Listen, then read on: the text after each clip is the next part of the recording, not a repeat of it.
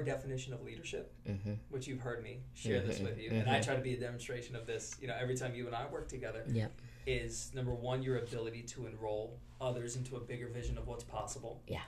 Number two, your willingness to challenge them more than they've ever felt challenged while supporting them more than they've ever felt supported.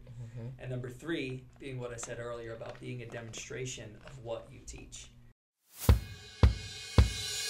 Hey everybody, welcome to Finding the Upside. Thank you so much for joining us today. Today I am in the studio with my friend and colleague, Sal Rametta. Sal, say hello. Hello. Great to be here. I can't wait to do this. I've been looking forward to it. Awesome. I am too. I'm so glad to have you here. We are going to have a conversation about something we talk about all the time, about leadership, but specifically creating leaders. Just in general, just to start out, let me hear from you and just tell everybody who's watching and listening just kind of your experience with leadership and kind of a short bio of kind of where you are today and impacting that and kind of your thoughts and principles and things that you subscribe to. So I'm Sal, and leadership is one of the, as you know, the core principles at the PSBLTY Co. Yeah. And the leadership that I have in my team, we're a small team, growing. It was 4 of us, now we're 7. But the leadership and the culture at my team kind of pushes all of us to just rise in our own leadership and who we're being for our clients. And so I'm so blessed for that, because I know that's hard to find. Yes, for sure. It's very rare in work culture today. And so I'm just blessed to be surrounded by a lot of leaders that I learn from, and then I get to be that leader for others. Yeah. I know that we've talked about this before, but with my background and coming from corporate, and I know that wasn't your path, right? You have your own business and have had your own business and then stepped into working with the PSBLTY Company. So being exposed to that is so refreshing. And myself being exposed to that, because you're right, it doesn't exist in a lot of corporate spaces. And I think that you and I are definitely of the mindset, and Chris is as well, to change that. Right? And just talk to me about that and what kind of the mission is that you've been exposed to and why you think that's so important. I think that when, people show up to work or they think about work, it's kind of tight. Yeah. It's kind of like you can't go to work and be you. You can't be free. You can't say the thing you actually want to say, and you have to dance around conversations, and you do that 9 to 5 every week. Your whole life, so much time is spent there. So I think what that creates sometimes is like a loss of identity. And so with me never having my own business from a young age, I sometimes feel almost naive to like what's out there, like what is the corporate world like. And then at the same time I'm like, actually I'm so blessed and grateful that I never had to experience that. And so what we're trying to do is bring more of that human element into work culture, into how people are communicating with each other, and just humanizing things.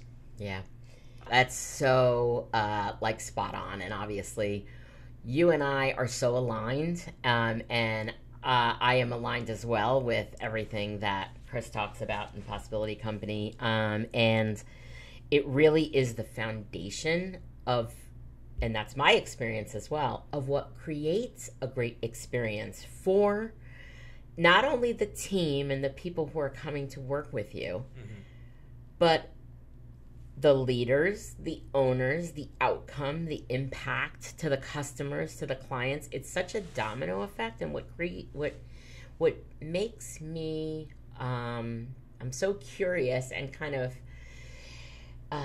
fascinated by, is why that's not clear in the traditional business kind of setup, because there are companies that are doing that, right? Not just people like us that are aligned with that. And I'm on a mission as well to change, leadership to be that as well. So that's one of the reasons us being so aligned. It's like, oh my God, these people are like speaking my language, right? Exists, like, don't right? you feel They that? exist, Yeah. And I think that traditional business keeps us stuck, and keeps companies and leaders stuck, because you talked about, people can't be themselves. But I think there's a lot of leaders that are being, I know I was in the corporate world, being told to lead in a way that's not authentic for them. Yeah, I think, as I was thinking about the conversation that we might have today, right, and where it might go, one of the things that came to me was like, you have to let leadership breathe. Yes. You have to kind of let your leadership breathe. And the other thing I think that a lot of leaders don't get right is how are you being a demonstration of what you're teaching, what you're preaching, what you want your people to do? Because I know, and throughout my life and businesses, like, there's been times where I was really in flow and I was consistent, and my habits, I was always being a demonstration, and my team and everyone grew, and we all got results. And I've also had, slumps and darker times and times where I wasn't being a demonstration, but I was still putting the same language out there. And it just, there's an energy behind it. It doesn't hit the same. So I think you got to let leadership breathe. You have to let people grow, right? And not try to control, obviously. And then the other thing is that, that being a demonstration. I think that will win all the time. Yeah, I mean, modeling, of course, right? Like, we follow, like, your team will follow what you do, not what you say, right? So being a demonstration, I think, speaks volumes to a lot of what needs to happen. And people who are figuring it out are doing that, and they're seeing the results of it.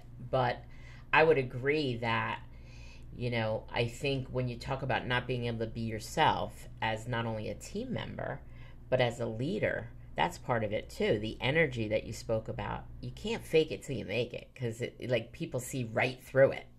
Right. And I think, I know someone you look up to is Brene Brown, if I'm saying her. And, it's all about vulnerability and whatnot. Yeah. And I think, I think back to all the times that I let my people see me for who I really am is what has strengthened our relationships. It's not a boss and employee type of relationship. Like, I've never had that. Yeah. I've never had that. And I think because I've never been afraid to be an open book. I never grew up, in that corporate culture where I had to be tight and buttoned up. It was never my approach. And, for a while, like I said, I felt like I was missing something because maybe I should have some experience in this. And then looking back, you can always connect the dots looking backwards, right? Looking back, hindsight's 2020, yeah. Right. So I'm, grateful for the way things have shaped out. Yeah. Well, I'm glad you brought up Brene Brown, because yes, she's somebody that I look up to, Simon Sinek as well, and I just wanted to bring those two names into this conversation because, for me, I've been in leadership for over 30 years, and it's definitely been a journey, right? It's been a journey of discovery for me. It's been, since I spent 20 years in corporate America, it's been figuring out early on, seeing the demonstrations of bad leadership, and how flawed it was in the corporate sense and traditional business, and realizing that's not what I want to do. That's not what I want to do, because I don't want to be that kind of leader, because I also was really connected to how that type of leadership made me feel and what it made me want to do, or thought was possible or not. And it was a journey of discovering, in my early years of leadership, realizing that leadership was flawed, what was being modeled was broken, and I was kind of straddling the fence of being led in a way that wasn't effective and productive, and trying to be something different for my people and my team. And the people that worked with me. And I wouldn't give it back. I think that's part of what shaped me. I actually think that's what set me on that journey to be different, right? To do it differently. And you've had, obviously, that same kind of enlightenment, because you didn't come from the corporate and you saw the possibility, right, of what was kind of shaped with doing it a different way and what that was. But I also realized that, the voices, like I said, of Brene Brown and Simon Sinek have only gained traction in like the last 5 to 10 years. they talk about the things that we talk about, right? And they clearly are also aligned with that being vulnerable. Renee Brown talks about that, like you said. You cannot act like all the time with your team that you have it all together, right? Because nobody does, right? And what does that do for them if you're acting as if you always have it all together? That's saying to them, you got to do that too.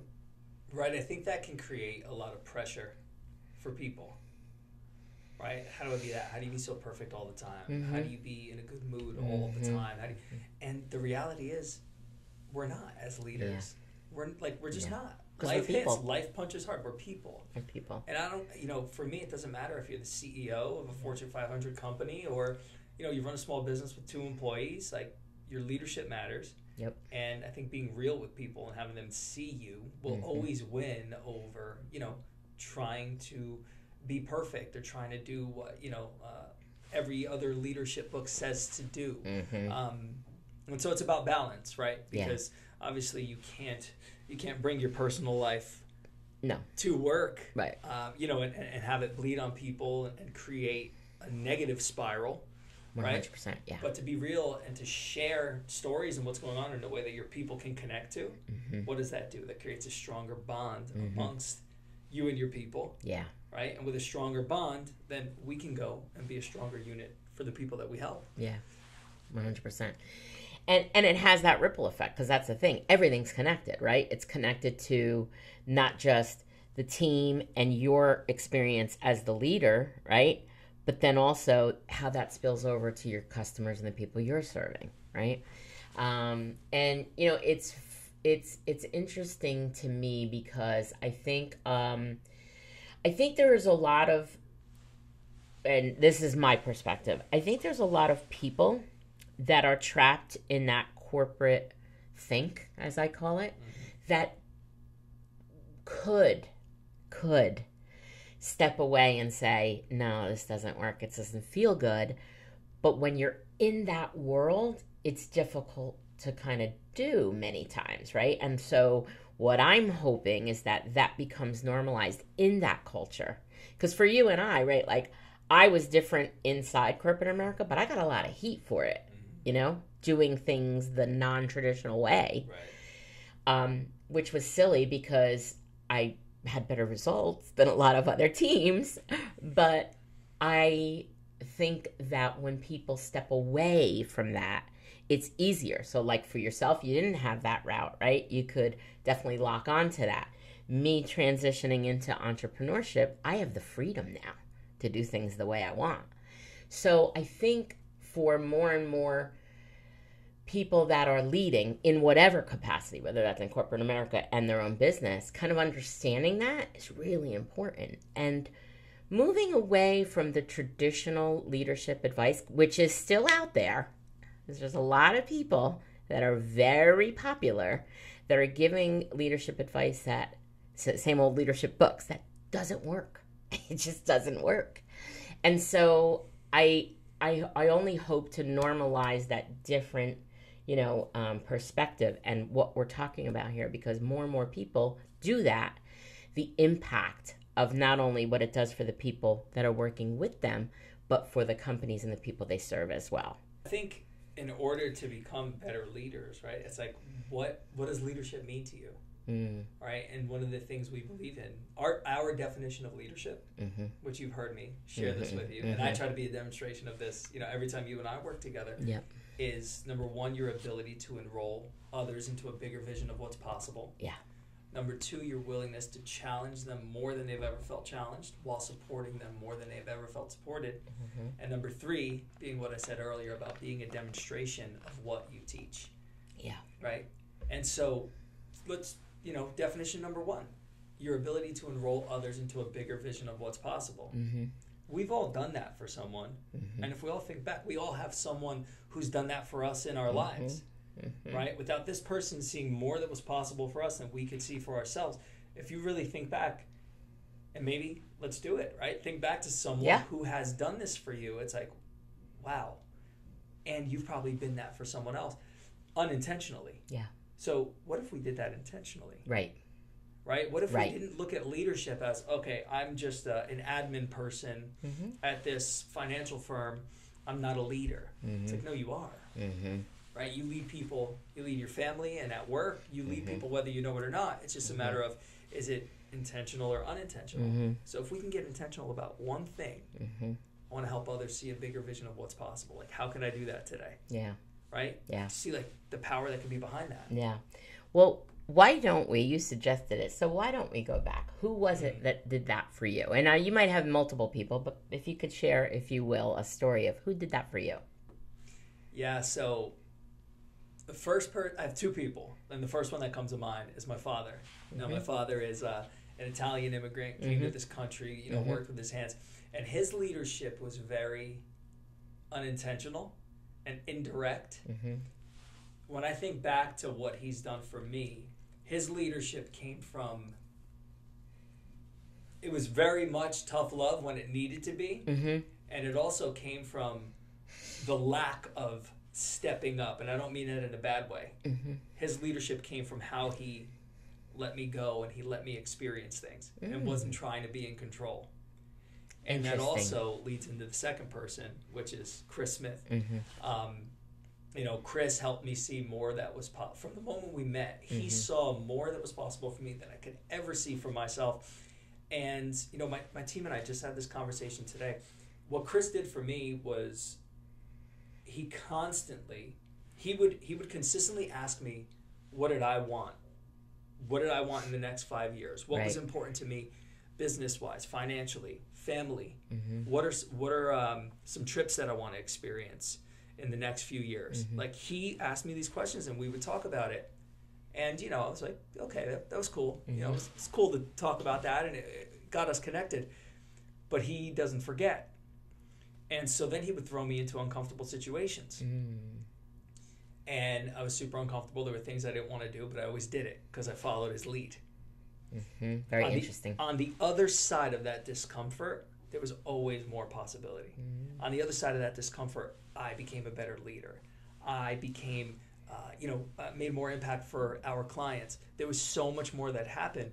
And so now it's like, because of that leadership and because he is always willing to see a bigger vision of what's possible for me and speak possibility into me, every time the discomfort comes up now, it's almost like muscle memory.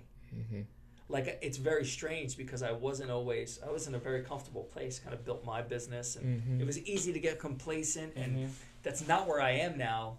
And living in the discomfort, I owe that to Chris and my team, and we talk about constantly making your current ceiling your new floor.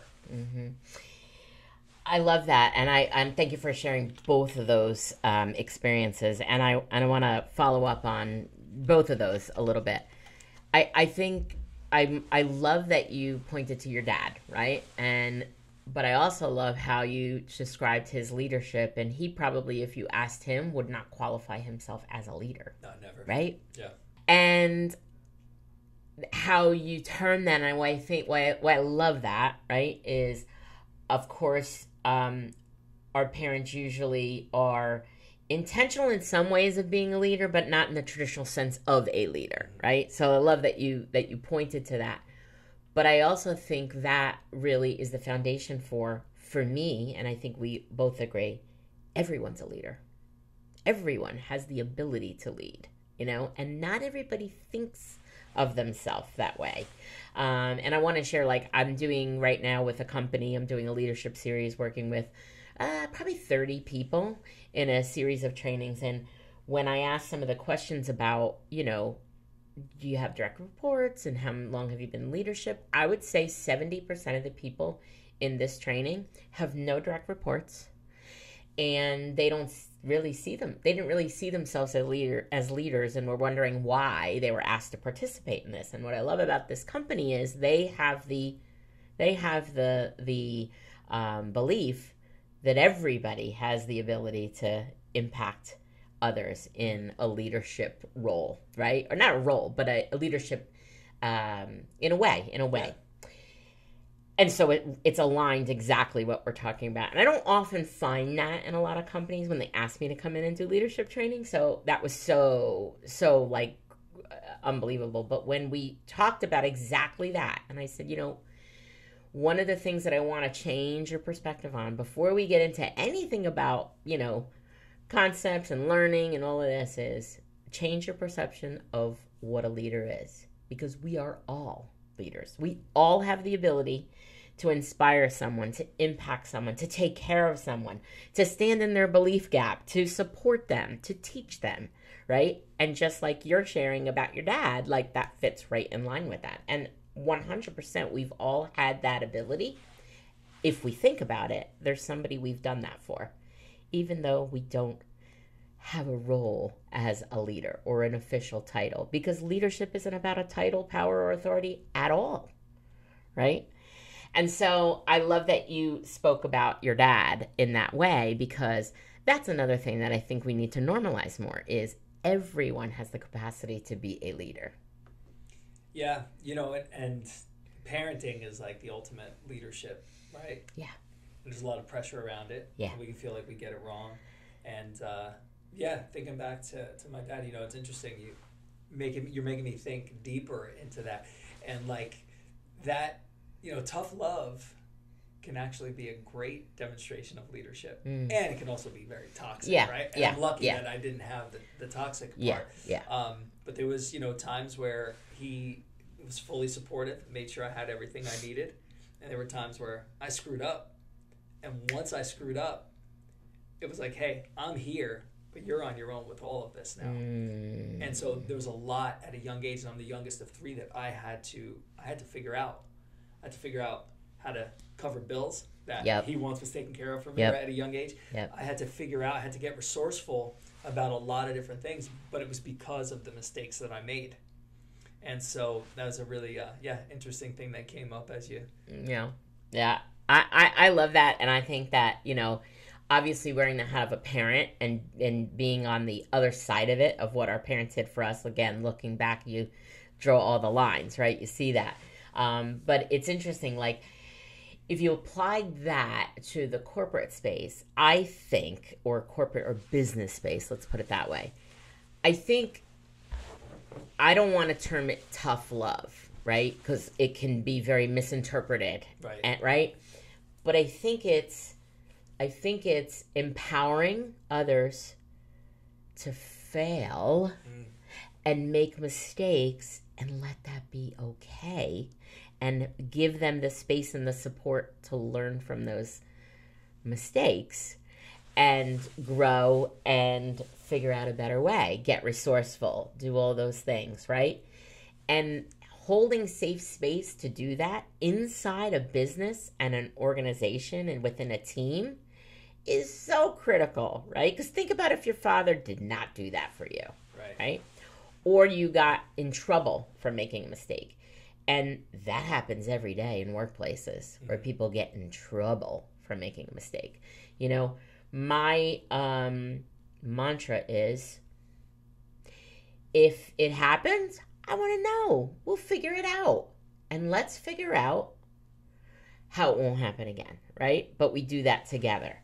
But if you're not providing that space to let it be okay, and then let people either falter a little, but okay, it's not like they're out in the ocean alone.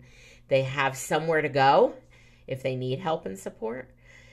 Really paving that path is so important inside a team and inside what we do for our team members as well. It's huge. It's everything. What you're saying, like your mantra, right? I believe something similar. Failure is feedback, right? And I believe in fail fast and fail forward. And that perspective has just been created a massive shift for me. And what you're also describing is that second definition of leadership that I said. High challenge, high support. Exactly. Right? Because if we are just challenging someone to be challenging, well, what does that create? Right. Creates resistance, creates pressure. It creates, I made a mistake, but I don't want to tell you about it. Right? If we challenge someone, like Chris did for me, consistently creating uncomfortable opportunities that are aligned with what I said I wanted, right? And then the support that he and my team give me, high challenge, high support, when you have both, right? A lot more becomes possible. And you also can't be just fully supportive without ever challenging each other. No. Because there's no accountability, there's no growth there. Yeah. I love the way you described that. And I also know that, in terms of now getting to Chris, who was your second person that you pointed to, just everything that that he believes in and what he does, and what the impact of that. Like, you've talked about the impact of that for you.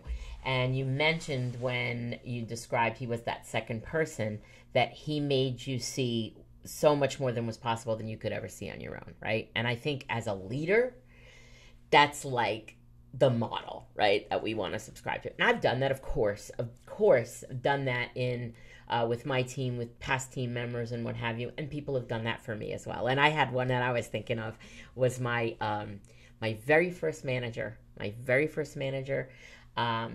She was leaving, and I think I was only a year into maybe working, and she's like, "Are you applying for my job?" And I'm like, "No, I maybe I told you this before. Yeah, I can't be a leader." And she's like, "Yes, you can." And just by her saying, "Yes, you can," like, that was all she really needed to say. But of course, she went on and said a few more things. And that started my leadership journey. And it's funny because I just reconnected with her. And I mean, you're talking over 30 years ago, but it's something so simple, right? It's really just giving that vision to somebody that they don't have themselves. And then, of course, supporting them, kind of putting your hand back, helping them along, anything that they might need to do that.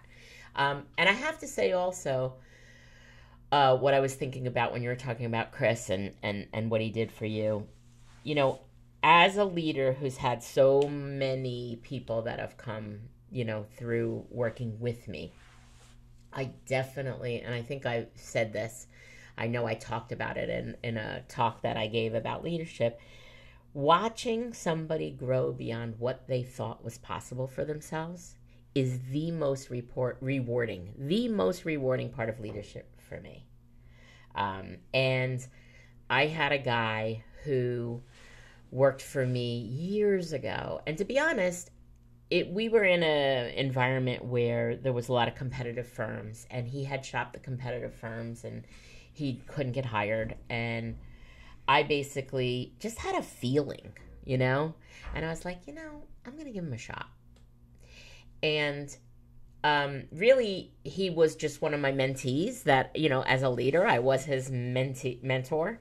And every step of the way, it was what he was able to accomplish. And, obviously there were times where he's like, "Oh, this didn't go right, this and that, blah, blah, blah." And, I had to say, whoa, like, redirect him and give him that confidence, and just all kinds of stories, which I would love to tell you, because they're really kind of funny. But just seeing him then at every turn, directing him, almost just like guiding him, and seeing that happen, and where he is today is like crazy.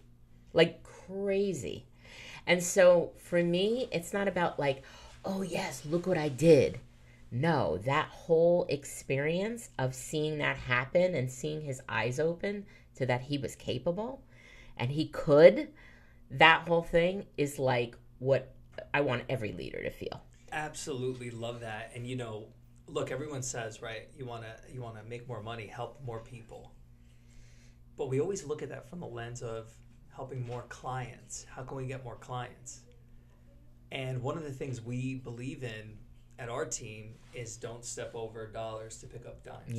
Yeah, I've heard Chris say that. Your people. It's about your people. And that's why, that's why I can talk about him in this way and like the leader he's been for me, because he has poured into his people, into me and my team.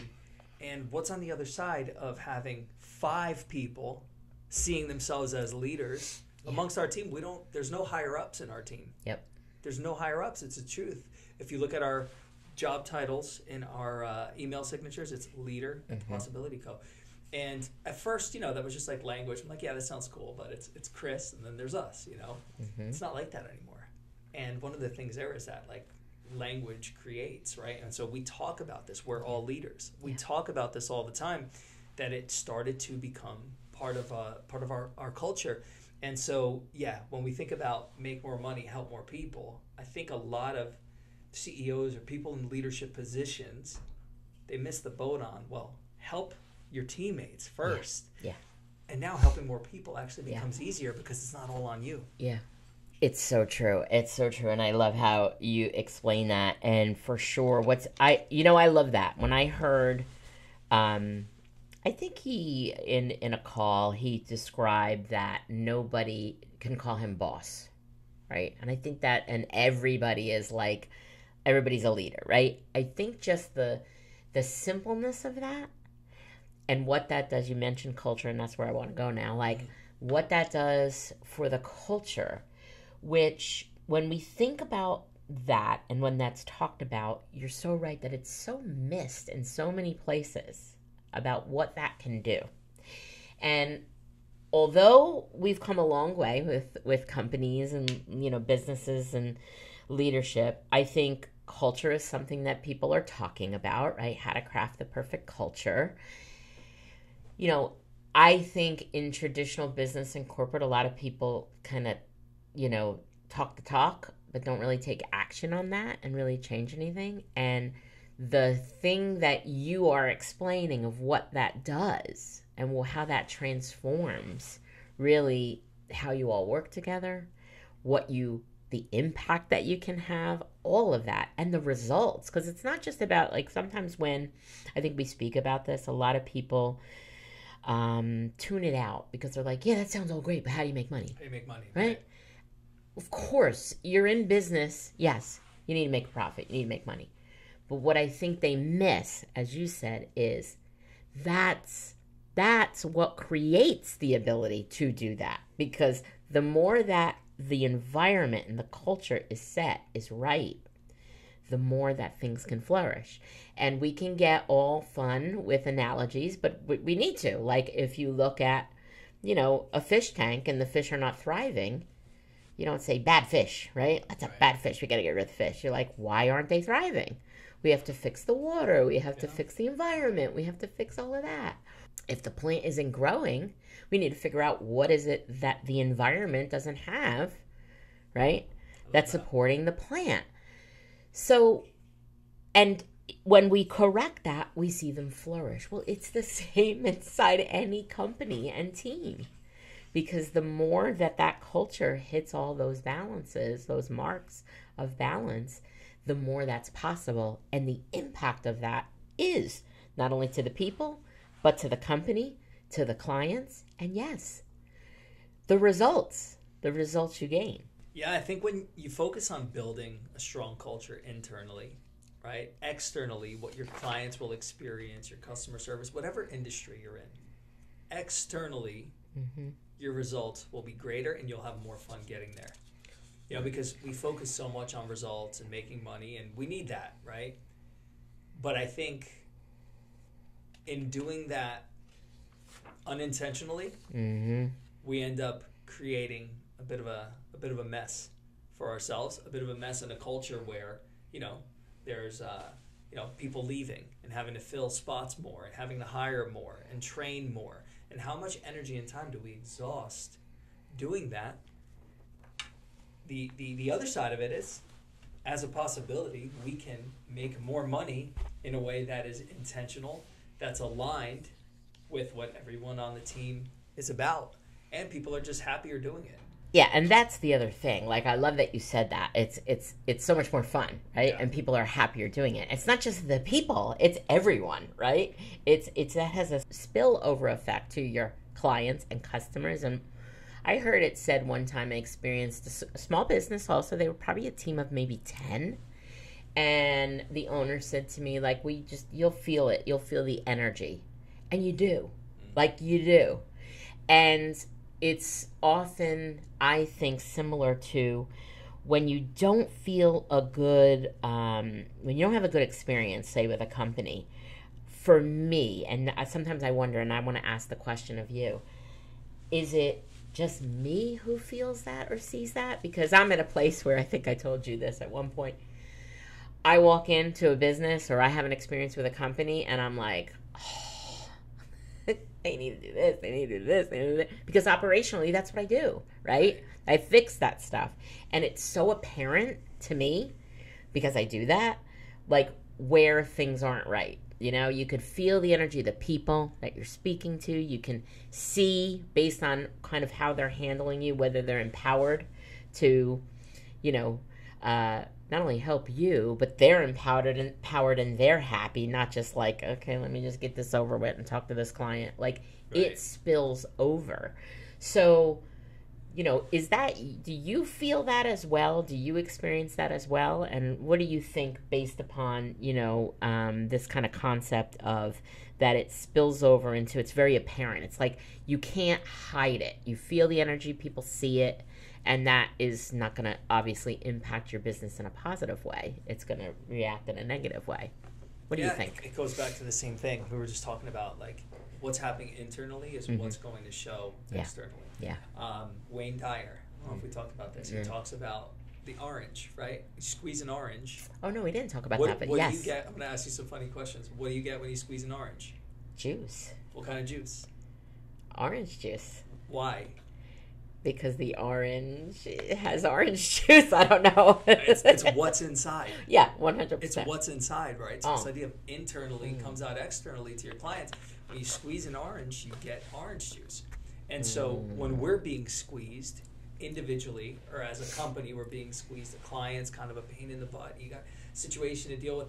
Those are high pressure situations where we're being squeezed. And so when we're squeezed, what comes out is what's inside.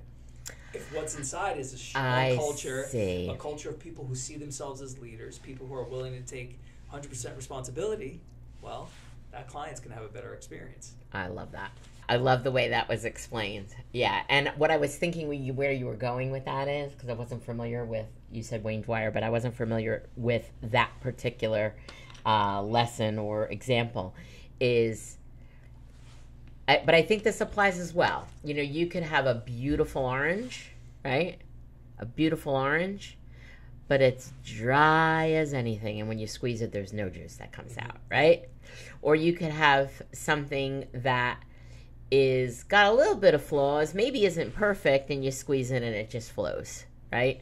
So I think why that analogy is good to look at is that, for me, tell me if you would agree, is kind of this tokenism that is a lot out there, you know, where companies try to look like they are with striking the culture and they've really got it all figured out and it all is good. But if they look like it, they could be that dry orange. When you squeeze it, nothing comes out, right? Yeah. So mission statements and core values, right? We see it all the time, and I do believe there's a lot of value there.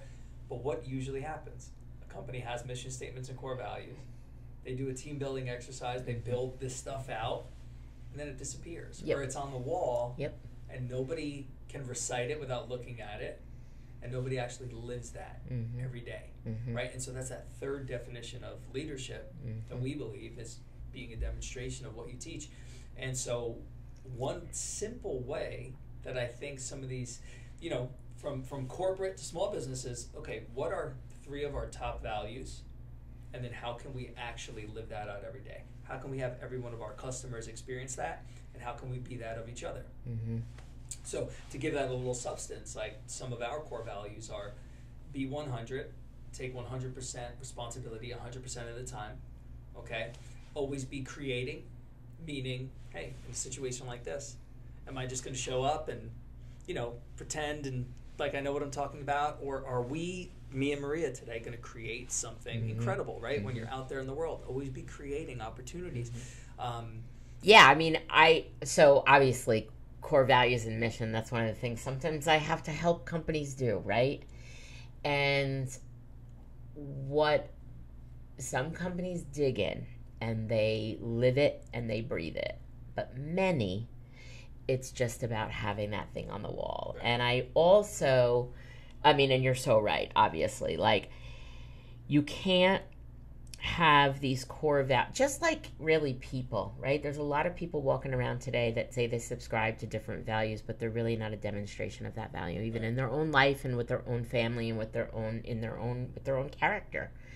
And so it's meaningless unless you're truly living that, right? And if you're unless you're truly demonstrating that. And that also is how you inspire your team to do that as well, and the people you're working with to do. Because if you just say something, it's like, the old, story of a parent that says, well, don't smoke, but they're smoking, not really going to hold a lot of value. Or be honest, but then don't tell so-and-so, like you really have to be a demonstration of that. Now, we're all humans. We're all imperfect from time to time, but the goal should be to aspire to check. That's the check. That's the center. That's the North Star. That's the guidance. And everybody, you want everybody to do that. You can't say, do this, and then you do something different as the leaders. And there was one company that I was working with, two examples, where I helped them, guide them through that process. And there was one of them that they came up with that was kind of like a rule rather than a value. Because the way it came out, now maybe their intention was they were thinking of it, differently. But it was, we don't tolerate silence, is what they wrote. And when I challenged them to say, do you mean, well, what does that mean? And they're like, well, we want everybody to contribute. I was like, well, that's not what that says. Right. That's not what that says, right? It's not very inspiring. And I don't think they wanted to abandon that language. So it was one of the things where I was like, I can bring him the food, but I can't force him to eat, And I don't think that was a good result for them. Like, it didn't strike what they wanted it didn't serve what they wanted it to do, and what I had explained, that it would guide everything. And then there was another company that I work with, a very big company, and the president said, I want people to be reciting this through the halls. Like, I want them to feel it and it be part of them. And I'm like, exactly. They got a long way with that. But then he left the company and somebody else took over and it disappeared. So I think why I wanted to tell those two examples and share those two examples is the intentions to do it can be great, but you got to be full tilt, all in. You can't just kind of do it, right? Otherwise, it doesn't have the impact. Yeah, and I think, look, as leaders, right, as parents, like, there's a lot of pressure. Yeah. We have a lot of pressure as it is, and then we put more pressure on ourselves. And so when if the listeners are hearing a conversation like this and they're like, oh, that sounds great, but that's too much work, right? It's not about being perfect all the time. Right. Like, nothing I share today, Maria, absolutely, comes from a place of, I got this figured out, and Same. I'm this all the time. And you can ask my wife. Same. Right? Same. She'll be the first person to tell you, but I was intentional in thinking about this stuff. Yeah. I am intentional about how do I bring it into practice. And when I screw up, having a level of self-awareness around it, it's like, okay, I dropped the ball. Sometimes this is as simple as, not listening enough to my wife when she speaks, or my team, or my, a blow up on my son. And I'll look back and I'll give myself a minute and realize, hey, that's not the type of leader or father that I want to be, and remind myself this is what I'm committed to, and just get back to it and keep moving forward. Yeah. And so, like we put so much pressure on ourselves. I think it's about, what are we committed to being? Absolutely. And so in corporate or in business, right, having those core values as something that we're saying all the time, well, it's going to be top of mind. And so when you're not that, it's like, okay, brush yourself off and let's get back to it. Because it's the guiding force, right? It's almost like, the way I look at it, again, I like to do a lot of figurative examples, right? It's the road with the guardrails that sometimes, we veer off, but we want to push ourselves back on. It's what brings us back to that center. So yes, it's aspirational, but it's awareness and commitment to be that, right? To be that and strive. And it's what helps us kind of say, okay, I'm a little off. How do I get back, right? Or I made a mistake. I didn't, I handled a dialogue with a team member, or like you said, with your son or whatever. Like, that's not who I want to be. We're all human beings, right? So I would agree with you that not having, if people are listening and watching, not having this, oh, it's got to be perfect all the time, because then you're a psychopath, right? Like, then it's like Stepford Wife. That's not what we're going for, right? It's this is what guides us. So I love that. The other thing I was thinking about as you were sharing, that is one company that I love, they have their core values are, I'm going to say the word wrong because I always pronounce it wrong. Hierarchical. They're a hierarchy. So it's okay, I can never say hierarchical. They are a hierarchy. So the first value is people first, which so simple, people first. And that means not just people on their team, that means customers, that means people first. And then, maybe the third or fourth one down is to continue to use innovation and technology to produce the best product to serve our customers, right? Now, what they described was when they're making a decision, because that's the other thing, core values should guide your decision, just like your values should guide what you do every day in your life, right? And again, not perfect, right? But that's where you go back to. Those values, those core values for a company should guide decision making. So when they were considering changing the product mix and to use something that could make them more money because the ingredient was cheaper, they had to go back to their core values that were that hierarchy, people first, that would harm people. Oh, wow, I love that. So they didn't do it.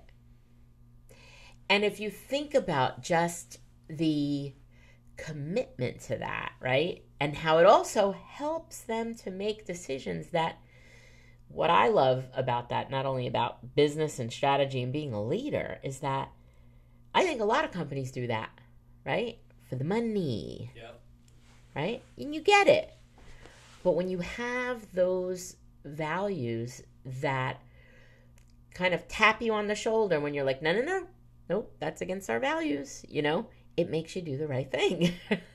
And as a company, I think that sometimes companies have great intentions, but they lose their way when they follow what they think is a better way to go, which long term is going to have not only,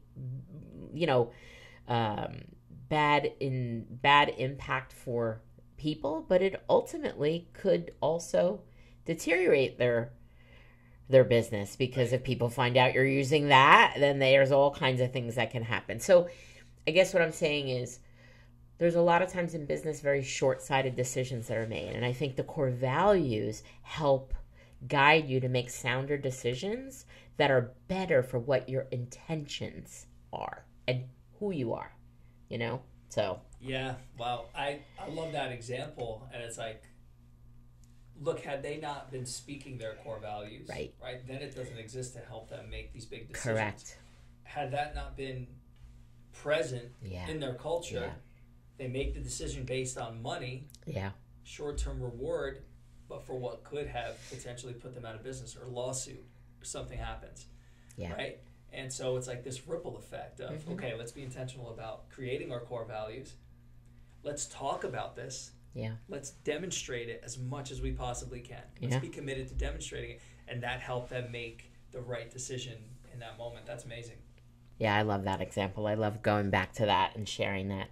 Well, in our, obviously this episode is part of our Creating Leaders series, and the intention here is to just shine a light on, how we do that, how we create leaders. And I think we've hit a lot of things that we talked about with, possibility and kind of shifting the perspective of what people believe is a leader. Like, some people might be like, well, I'm not going to listen to this because I'm not a leader. But as I shared, everyone has the ability to impact others, because that's the core of leadership.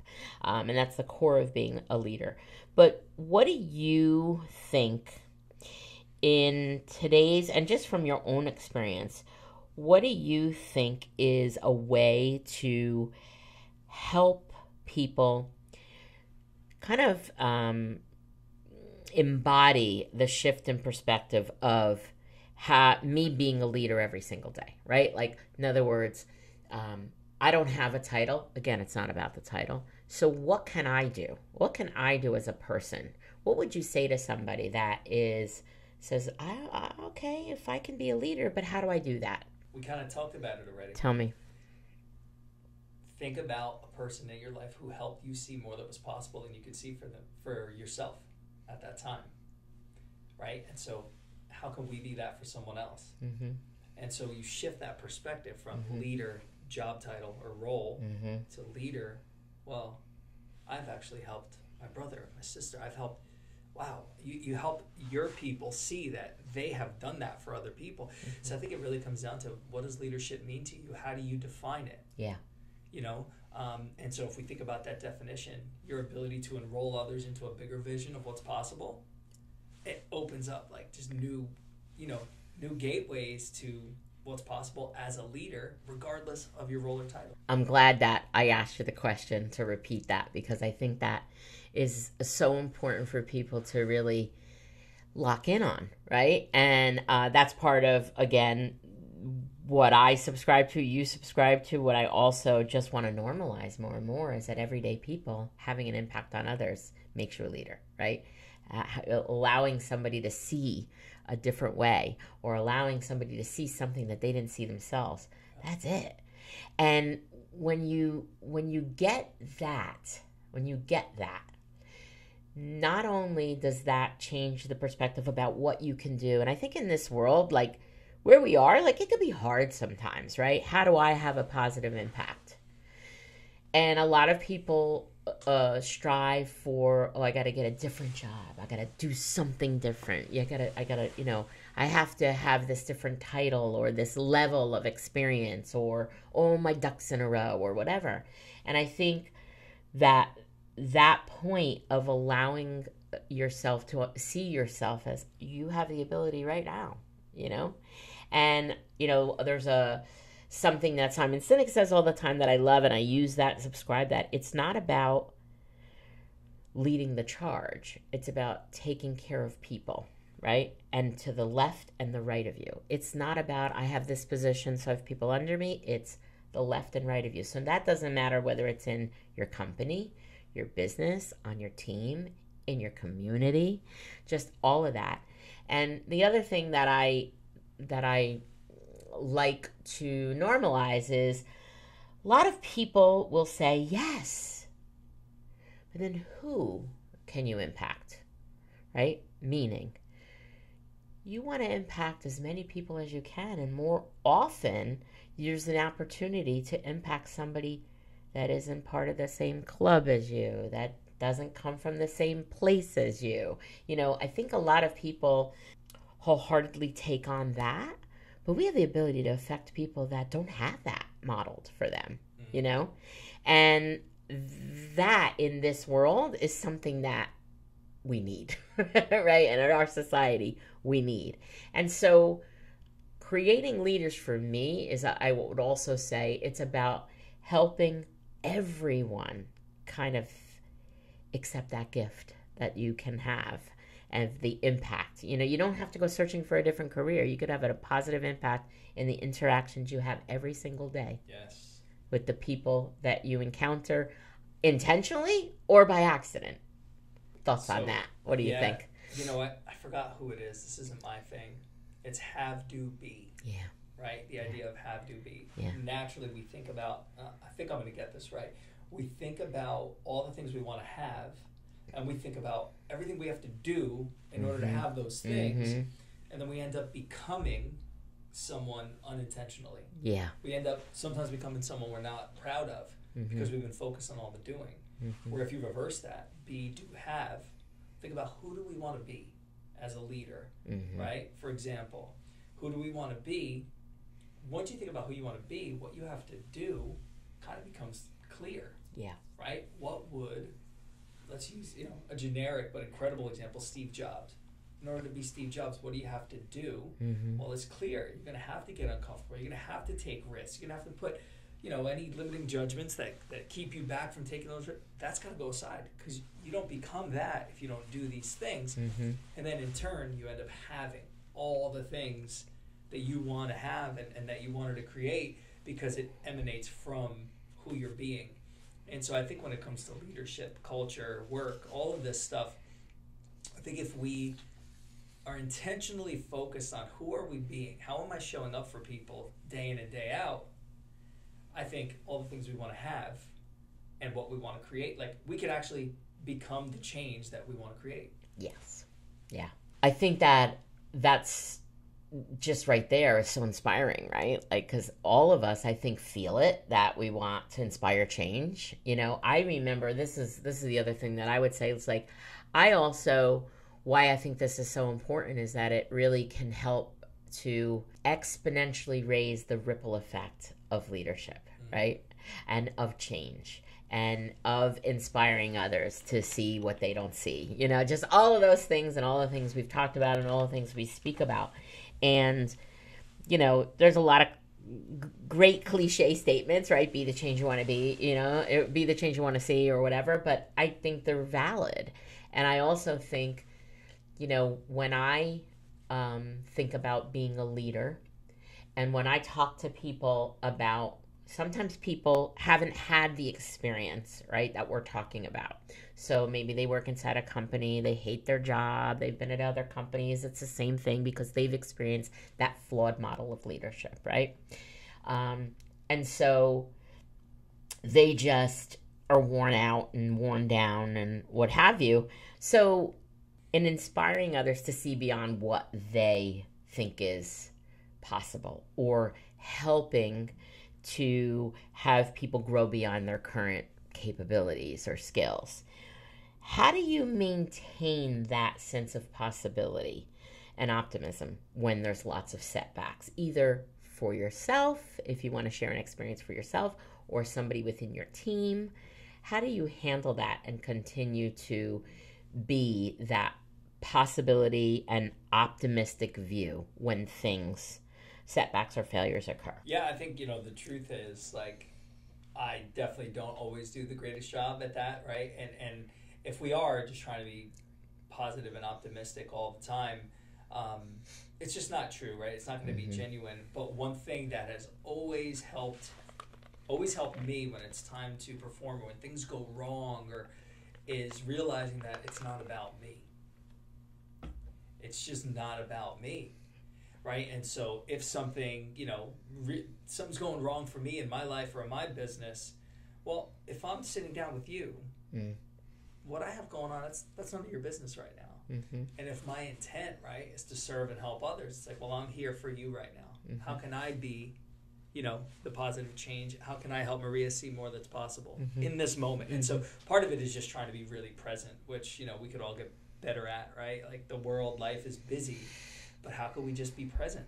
Like, right here, there's an energy in what you and I are doing today. Yeah. There's a presence, right? Yeah. Which is why we're able to, because we're present, we're able to impact others. Whoever's, you know, listeners, right? They're going to get a lot from this. And so, yeah, I think just remembering that it's not about you. It's not about us. It's about the people we can help. I love that. And I love that in your response, what you touched on, which I think is so important to highlight, is we are imperfect. Right? Like, we have to understand that sometimes we don't react well with that, you know, with that response to any setback or failure. And our intention is not to do that. So getting back to that intention, I think, is important. But I also think what you said about how do you show up and not making about you. You know, you said that to me, by the way, a couple weeks ago, which really transformed something that I was struggling with, whether I was going to do something or not. And you said, well, you're making it about you. And I was like, oh, you're so right. Like, because it's going to be bumpy. I might not be ready, but who cares? Because if it serves someone else, I'm focusing on me. If I'm focusing on all the imperfections and the not being perfect or not being totally ready, that whole shift removes all of that, you know, concern about that. And even what you just said, you know, we all have busy lives, crazy stuff. You know, what's going on with you, it's not, you know, it's not my business. The same for me. Like, what I have going on, sometimes I'm like, oh God, how am I going to do this today? Really, truly. because I'm not feeling it, And it is that switch. I just realized that I'm unintentionally doing that. Like, I'm not saying, oh, let me not make it about me, but I am. In order to be able to do that, I'm making that switch internally where I'm showing up to serve and I'm showing up to what do I need to do for others, not focusing on what's happening with myself. So I think that can be really powerful in the face of, like you said, that life is busy. We're distracted. Stuff happens. It's a tough, everybody goes through tough times. And, I think that can be really valuable to just be that switch. And I would agree with you that the only way we get there is by being present, right? Because if you stay up here in your head and in that chaos, you're not even able to kind of flip it. And we talked a little bit about in one of our conversations, just what's the prep, right? To get yourself present, and how do you get yourself ready, right? And so I love that. I love that you shared that, and that's even helped me right in this moment. So thank you. That's awesome. Okay, so any last words about in our mission? This series is going to be lots of leaders, but you are definitely one of the premiere episodes. So any parting words on our efforts to create leaders and what we are on a mission to do? Any closing words? Yeah.